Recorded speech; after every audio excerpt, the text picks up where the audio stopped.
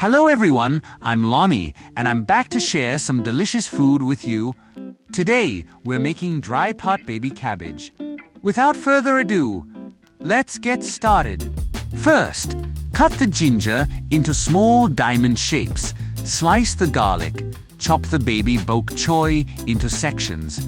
Cut the wood ear mushrooms into pieces. Chop the onion into chunks. Slice the pork belly and cut the dried chili peppers into segments. Prepare some chopped green onions. Having all the ingredients prepped will set a solid foundation for the cooking process. Next, heat oil in a pan. Once the oil is hot, add the pork belly slices and stir fry until the fat renders out and the pork becomes golden and crispy.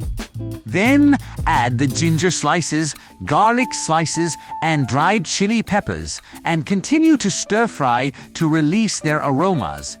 Add the green onion segments, onion chunks, and wood ear mushrooms and stir fry to blend the flavors together.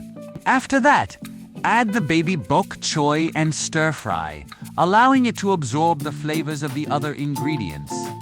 Season with a small teaspoon of salt and a pinch of sugar to enhance the taste.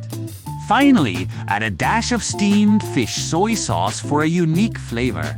Stir everything together evenly, then serve.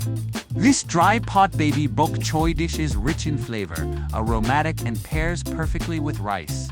Friends, you must try our dry pot baby cabbage. If you like this video, don't forget to let me know.